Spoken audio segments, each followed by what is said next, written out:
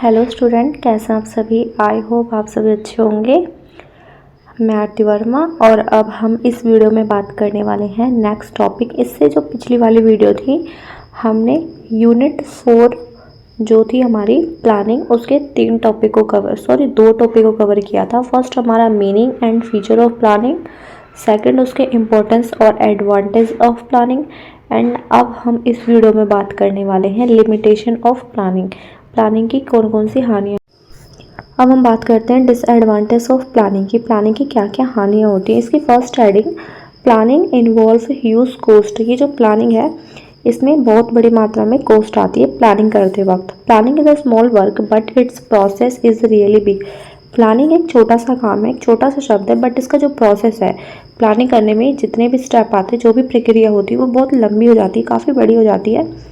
Planning becomes meaningful only after traversing a long path.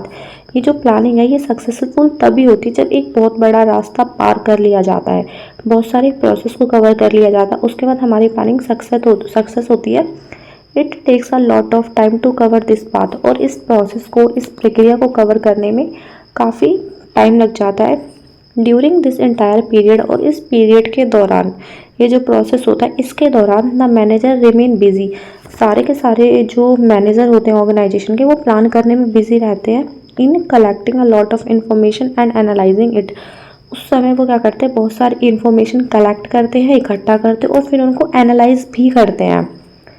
In this वे, और इस प्रकार, when so many people remain busy, जो सारे के सारे ऑर्गेनाइजेशन के जो मैनेजर होते हैं वो इस प्रोसेस में लगे ही रहते हैं।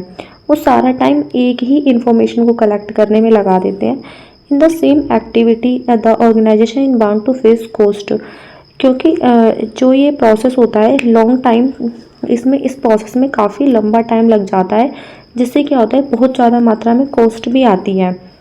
इस प्रकार हम बोल सकते हैं कि जो प्लानिंग होती है, प्लानिंग से ऑर्गेनाइजेशन में होने वाली जो कॉस्ट होती है वो बढ़ जाती है और इसमें टाइम भी बहुत ज़्यादा लग जाता है। अब हम बात करते हैं नेक्स्ट हेडिंग की, जो है लैक ऑफ फ्लेक्सिबिलिटी। प्लानिंग में फ्लेक्सिबिलिटी की कमी होती है। Although planning has the characteristics of flexibility. यदि प्लानिंग में फ्लेक्सिबिलिटी की विशेषता विद्यमान होती है, क्योंकि फ्यूचर कैसा होता है वो फ्लेक्सिबल होता है और उसमें चेंजेस होते ही रहते हैं। It can be changed if required. और वैसे हम इसे अगर चाहें या फिर अगर हमारे ऑर्गेनाइजेशन में नीड है इसे चेंज करने की, तो हम इसे चेंज कर सकते हैं। लेकिन only small changes are possible in planning. लेकिन प्लानिंग के अंदर केवल स्मॉल, छोटे से चेंज ही किए जा सकते हैं। Big changes are neither possible nor beneficial for the organisation. और जो बड़े चेंज होते हैं वो हम कर भी नहीं सकते, मतलब पॉसिबल ही नहीं है बड़े चेंजेस करना इसके अंदर, प्लानिंग के अंदर, और वो हमारी ऑर्गेनाइजेशन के लिए फ्रूटफुल भी नहीं है।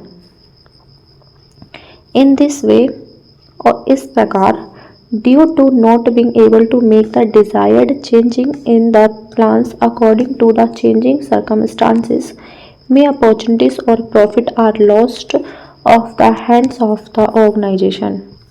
और इस प्रकार अगर जो बदलती कंडीशंस हैं हमारी, अगर उन कंडीशंस के अकॉर्डिंग हम अपनी प्लानिंग को चेंज ही नहीं कर पाते, तो इससे क्या होता है, जो ऑर्गेनाइजेशन में जो प्रॉफिट होते हैं, प्रॉफिट अर्न करने की जो अपॉर्चुनिटी होती है वो हमारी ऑर्गेनाइजेशन के हाथों से निकल जाती है। अब हम बात करते हैं थर्ड हेडिंग की, जो है affected by the external environment. ये जो प्लानिंग होती है हमारी, ये एक्सटर्नल इन्वायरमेंट से इफेक्टेड होती है। जो बाहरी वातावरण होता है उसका इन प्लानिंग्स पर काफ़ी प्रभाव पड़ता है। Planning is affected by certain factors which are not under the control of the planner. Planning उन फैक्टर से इफेक्ट होती है, प्लानिंग पर उन फैक्टर्स का प्रभाव पड़ता है जो एक्सटर्नल इन्वायरमेंट से रिलेटेड होती हैं, जिनका जो हमारे जो मैनेजर होते हैं या फिर जो योजनाएं बनाने वाले होते हैं उनका उन फैक्टर्स पर, उन इन्वायरमेंट पर कोई कंट्रोल नहीं होता, वो उन्हें कंट्रोल नहीं कर सकते। These factors are the part of the external environment। ये जो फैक्टर्स होते हैं ये एक्सटर्नल इन्वायरमेंट का पार्ट होते हैं। These mainly includes political, economical, technological changes and natural climate। ये जो इन्वायरमेंट का पार्ट होते हैं। ये इनमें क्या क्या इंक्लूड होता है, जैसे कि इकोनॉमिकल, टेक्नोलॉजिकल और पॉलिटिकल, सोशलॉजिकल, ये सारे इन्वायरमेंट जो होते हैं ये क्या होते हैं, एक्सटर्नल इन्वायरमेंट का पार्ट होते हैं, जिसे एक प्लानर के द्वारा कंट्रोल नहीं किया जा सकता।